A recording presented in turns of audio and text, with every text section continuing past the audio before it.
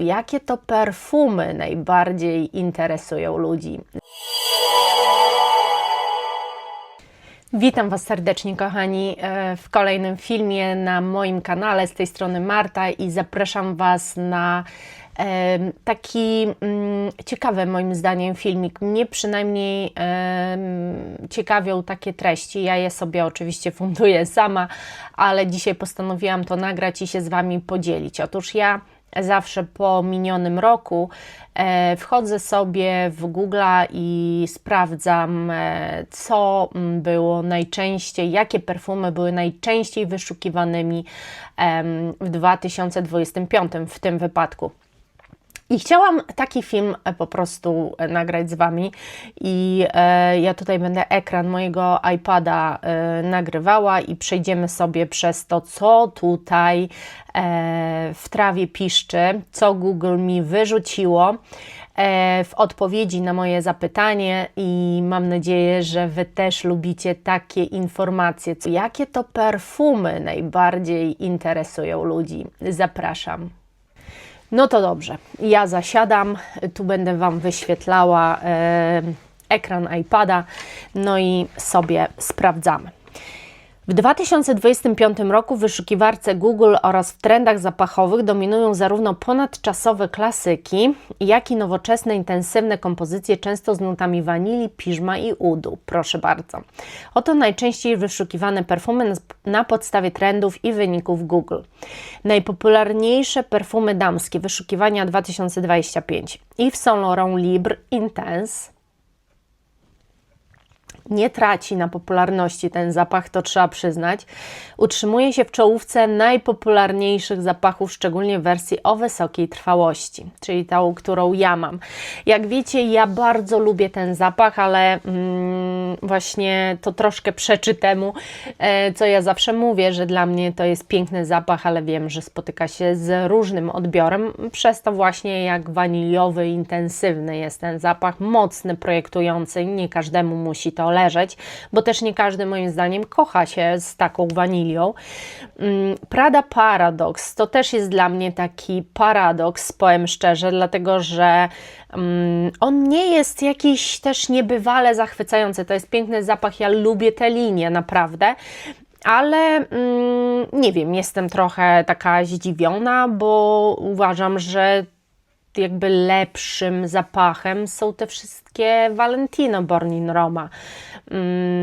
To też jest trochę w tym klimacie zapach, może bardziej waniliowy, chociaż pierwotna wersja raczej nie. Tam jest jeszcze koral wersja, no ale dobra, bardzo popularny zapach kwiatowy, często wyszukiwany przez miłośniczki nowoczesnych aromatów. No nie da się ukryć, że nowoczesny zapach to jest.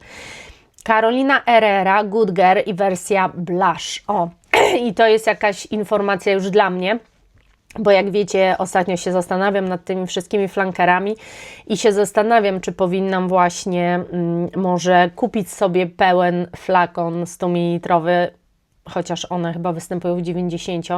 Nie wiem, nie sprawdzałam tego, możecie mnie tu poprawić i może to powinien być właśnie blush, bo jak widzę bardzo wyszukiwany flanker.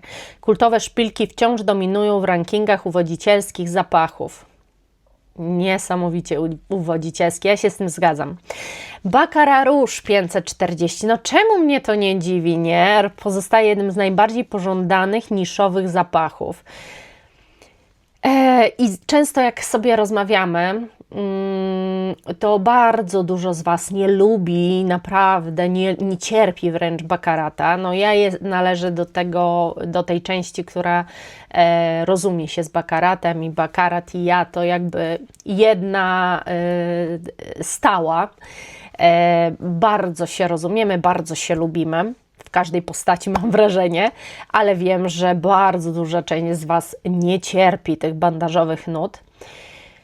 Ale i tak mnie to nie dziwi, no po prostu jest to jakiś fenomen. Lancôme La Vie Belle stale przecież to już ten zapach też ma swoje lata, miliony flankerów wychodzi, ale pozdrawiam Cię, Kasiu, Miss Kate, to jest Twoja guilty pleasure, to właśnie La Vie est Belle i ja to rozumiem przez wiele lat, bardzo lubiłam La Vie est Belle, był to mój pudrzak, jeden z moich ulubionych, ja mam wprawdzie dalej podstawową wersję, ale to już nie jest to, no po prostu, ponadczasowy bestseller, który utrzymuje wysoką pozycję w wyszukiwaniach, proszę. Myślę, że może kupię jakiś flakon. Zobaczymy. Giorgio Armani My Way Nektar. Ten nektar cieszy się dużym powodzeniem, tak myślałam, bo jest naprawdę, ja też mam miniaturkę tego nektar, bardzo fajnym zapachem. Popularne, nowoczesne zapachy kwiatowe. Kwiatowe, owocowe, wiosenne, letnie, o może tak. Chanel Coco Mademoiselle. Myślałam, że będzie jako pierwsze, a tu Libre. Chanel Coco Mademoiselle, klasyk, który nie traci na popularności. Nie traci, bardzo długo jeszcze nie będzie tracił, bo tam jest wyjątkowe połączenie paczuli, kwiatów. On nie jest oczywisty, jest przełamany, jest dobrze zrobiony. Wprawdzie nie wiem jak z parametrami w końcu, bo część z Was pisze, że kupiły obecny batch i jest wszystko super, część pisze, że dramat. Na pewno jest to subiektywne odczucie, bo też nasz nos różnie czyta zapachy. W ogóle muszę Wam powiedzieć, że jest taka zależność i to na 100% jest taka zależność. Ja Wam powiem tak, miałam kiedyś jakieś zapachy i na przykład wraca do mnie w postaci miniaturki, czy po prostu flakon kupuję i zaczynam mieć takie wrażenie, on już nie ma tych parametrów, ale widzę, że ludzie reagują i mówią, że pachnę bardzo intensywnie, czyli parametry ma. Po prostu nos nam się też zmienia, zmienia nam się wyczuwanie i mam wrażenie, że im więcej przetestujemy i przewąchamy i tak dalej, to po prostu nasz nos zaczyna być wyczulony na być może inny zapach niż ten, który używaliśmy wiele lat temu, zaprzestaliśmy, wracamy do niego i to już nie jest to. Wydaje mi się, że to jest wszystko tak ze sobą jakoś powiązane, słuchajcie, nos, pamięć, wspomnienia, to wszystko, że przestajemy niektóre zapachy wyczuwać, że to wcale nie jest też tak, że tak strasznie reformulacja wpłynęła na to, że to jest beznadziejny zapach. Pewnie tak jest też w niektórych przypadkach, ale moim zdaniem nie zawsze. A się rozgadałam jak zwykle. Najpopularniejsze perfumy męskie i unisex. No jestem bardzo ciekawa. Creed Aventus, lider w segmencie luksusowych i niszowych zapachów dla mężczyzn. Wiem, mężczyźni się o ten zapach zabijają, przynajmniej na grupach. Nie rozumiem tego zapachu, więc się nie wypowiadam. Emporio Armani Stronger With You. Parfum i Intensely wersje też. Bardzo popularne, ciepłe, korzenne zapachy. Uważam, że to jest w ogóle fenomenalna linia. Uważam, że te zapachy Armaniego, właśnie Stronger With You, są po prostu genialnie zrobione. W ogóle muszę Wam powiedzieć, że uważam, że Armaniego perfumy są warte tego, żeby testować je i je mieć, bo naprawdę dają świetne parametry i to są takie trochę kompozycje jednak inne, chociaż ciężko mówić ogólnie w mainstreamie o czymś niezwykle wyróżniającym się, ale to są naprawdę dobre zapachy. Dalej mamy Orto Parisi Mega Mare, coś czego ja nie mogę znieść. Niszowy zapach, często wyszukiwany ze względu na swoją intensywność. Tak właśnie, mężczyźni też kochają pachnieć na 100 km, żeby ich było czuć. Mega Mare to jest bardzo specyficzny zapach. On ma swoją intensywność, ale ta intensywność właśnie jest dla mnie osobiście problemem. Bo o ile Risvelium ma Wojtek i uwielbia nim pachnieć i też go czuć na 100 km, to tam jest jeszcze jakieś przełamanie zieloności i ten zapach jestem w stanie na nim znieść. To Mega Mare nie, dlatego że Mega Mare właśnie ta intensywność dla mnie wybrzmiewa chlorowanie, jak chlorowana woda i dlatego no, ten zapach absolutnie póki co nie jestem w stanie przez niego przebrnąć. Dior Sauvage. Kiedy to się w końcu, powiedzcie mi, skończy? Kiedy się skończy ten Dior Sauvage w końcu? Ten hype na niego. Przecież to już pachnie tym naprawdę co drugi mężczyzna, mam wrażenie. Nadal jeden z najchętniej kupowanych i wyszukiwanych zapachów męskich. Właśnie, nadal. A kiedy to się zmieni? Jest tyle, słuchajcie, zapachów, a to jest najpopularniejsze i to jest właśnie takie najciekawsze, nie? Że my już znamy tyle zapachów, że już jesteśmy teraz mądrzejsi i wiemy, jak piękne są wonie i takie niesamowite, a oni ciągle wyszukują to samo. Zresztą tak samo jest z kobietami, jakby nie jesteśmy tu lepsze. Tom Ford Neroli Portofino, no dla mężczyzn się zgadzam. Ja sama tego zapachu przez te neroli właśnie okropne nie mogę znieść. Popularny wybór w kategorii świeżych, niszowych zapachów. No i nie mogę tego zapachu znieść. Ja jestem ciekawa, czy Wy się ze mną zgadzacie, co tam piszecie w tych komentarzach, jak Wy to odbieracie, te wyniki. To jest zawsze takie ekscytujące, mam wrażenie, i bardzo ciekawe, bo poznajemy tych, którzy też może Was, tych, którzy są po tej drugiej stronie, co Wy lubicie, bo wszyscy jesteśmy w tej bazie wyszukiwania, nie? To wszyscy bierzemy udział w tym jakby. Główne trendy zapachowe 2025 w Google. No i teraz tak, wanilia w nowym wydaniu. Perfumy z dominującą wanilią, często z nutami drzewnymi lub skórzanymi. To jest dla mnie nowość. Tu jestem totalnie po prostu zszokowana, bo o ile wanilia chyba zawsze wiodła prym, przede wszystkim dawała ogromną trwałość i projekcję, i kobiety bardzo wybierały wanilię, ale jestem tu ogromnie zszokowana przede wszystkim tym, że ta wanilia z nutami drzewnymi i skórzanymi zrobiła się tak popularna, że takie połączenie zaczęło wodzić za nos innych. Świetnie, moim zdaniem to bardzo dużo mówi o tym, jak jednak te trendy zaczynają skręcać. Piżmo i oud to też coś niesamowitego. Zapachy głębokie, bogate i bardziej naturalne.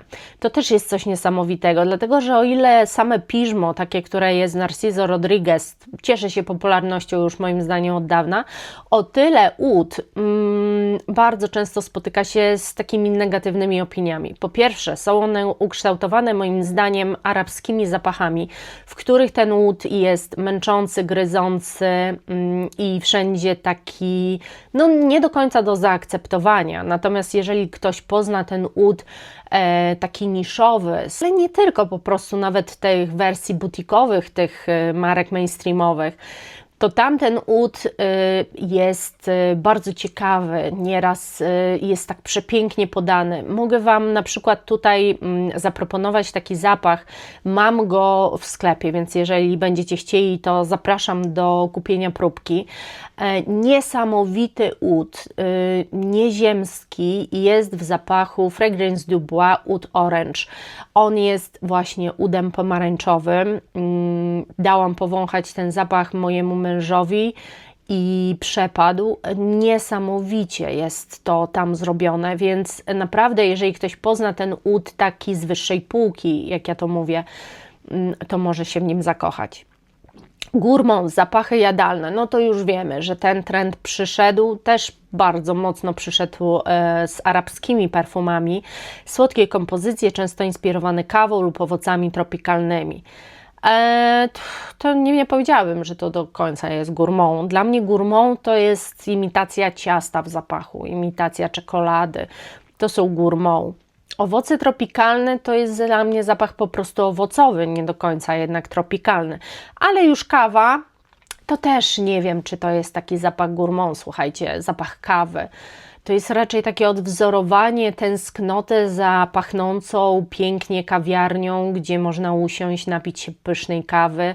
Ja myślę, że jeżeli ktoś lubi w ogóle zapach pachnieć kawą, to właśnie dlatego, że tak bardzo kocha nie same picie kawy, ale też palenie jej, ten zapach, kiedy ten dym, ten kawowy się wręcz unosi. Moim zdaniem to dla takich osób. Ja muszę powiedzieć, że to są dla mnie komfort scent po prostu, zapachy kawowe. Perfumy unisex i niszowe. Wzrost zainteresowania zapachami, które nie są przypisane do płci. Widzicie, jak to się zmieniło? Ja myślę, że to też za sprawą nas, czyli tych wszystkich nagrywających osób, opowiadających o perfumach, sięgających po marki niszowe, pokazujące Wam, opowiadające o nich. Myślę, że to też jest bardzo zasługa dużej ilości perfumerii, która się pokazała w dużych miastach, gdzie można zajść, powąchać, bez zobowiązań tak naprawdę, po prostu sobie zajść i powąchać. Myślę, że bardzo dużo się zmieniło. Myślę, że też dostępność jest totalnie inna niż jeszcze kilka lat temu. Oczywiście to wszystko jest drogie, ale nie każda marka niszowa jest taka droga i ja Wam to wielokrotnie powtarzałam, więc no, to jest bardzo, bardzo ciekawe. Jest jeszcze ostatnie zdanie. Najczęściej wyszukiwanymi perfumami ogólnie dzięki swojej legendarnej pozycji pozostaje Chanel No. 5. Czyli nie znalazło się to tam, ale mówią, że jest to bez precedensu najczęściej wyszukiwany zapach. Nadal Chanel No. 5. No i widzicie, cóż ja Wam mogę powiedzieć? Jest to bardzo ciekawe. Można by było tu jeszcze wejść w jakieś, bo to oczywiście jest zbiór ze wszystkich tak naprawdę też stron, które sprzedają perfumy, z tego co widzę, ale jest to bardzo, bardzo ciekawe.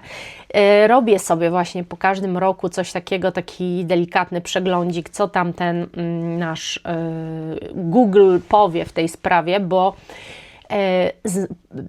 jakby poznawanie trendów i tego, co ludzi nęci, z perspektywy twórcy jest to bardzo ważne, z perspektywy posiadacza sklepu internetowego jest to turbo ważne, ale z perspektywy perfumocholika to jest chyba w ogóle najważniejsze, dlatego że fajnie jest się dowiedzieć, czy się w jakieś trendy w ogóle wpisujemy. Ja mam wrażenie, że troszeczkę jednak od tych trendów odbiegam. Jestem zakochana w piżmie i uwielbiam oud, czego nie znosiłam, więc tu się w ten trend wpisuję. Fajnie jest też dowiedzieć się, że też inni poszukują wanilii trochę przełamanej, już nie tej takiej sensualnej, słodkiej. Ale nadal czytając o perfumach, które są wyszukiwane, jest takie lekkie... Nadal ten mainstream potrafi przyciągać najwięcej, nęcić najwięcej. Myślałam, że tutaj będzie w zestawieniu jakiś Jean Paul Gaultier, ale się przeliczyłam. Może i dobrze. Myślałam też, że będzie Narciso Rodriguez i też nie ma, więc jestem w szoku. No ale z drugiej strony jest to mimo wszystko zestawienie bardzo przewidywalne. A jak Wy myślicie? Bardzo jestem ciekawa Waszego zdania, Waszej opinii w tym temacie. Koniecznie się tym ze mną podzielcie. Mam nadzieję, że taki przegląd Wam się spodobał i miło to obejrzeliście. Buzieczki kochani i do następnego. Pa, pa!